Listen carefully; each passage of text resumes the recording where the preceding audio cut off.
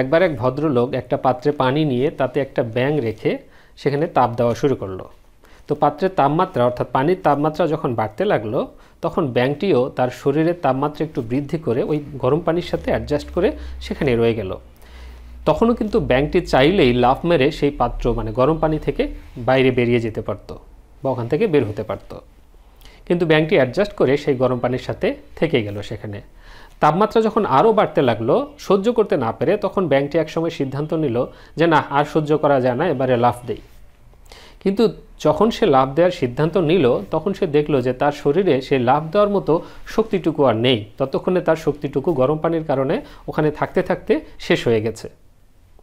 তখন আরও গরম হওয়ার কারণে পানির তাপমাত্রা বাড়তে লাগলো এবং ব্যাঙটিও সেখানে থাকতে থাকতে লাফ না দিতে পেরে সেই জায়গায় থাকতে থাকে একসময় ব্যাঙটিও সেখানে মারা গেল।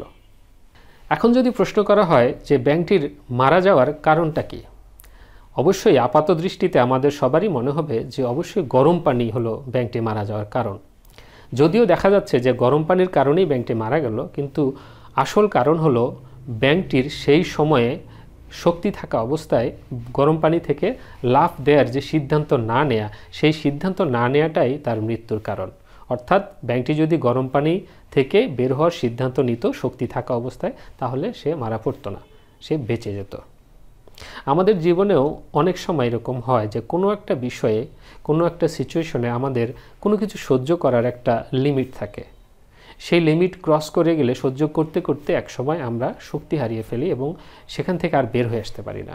তাই আমাদের প্রত্যেকের মনে রাখা উচিত যে লাফ দেওয়ার শক্তি থাকা অবস্থায় আমাদেরকে লাফ দিতে হবে। ধন্যবাদ সবাইকে।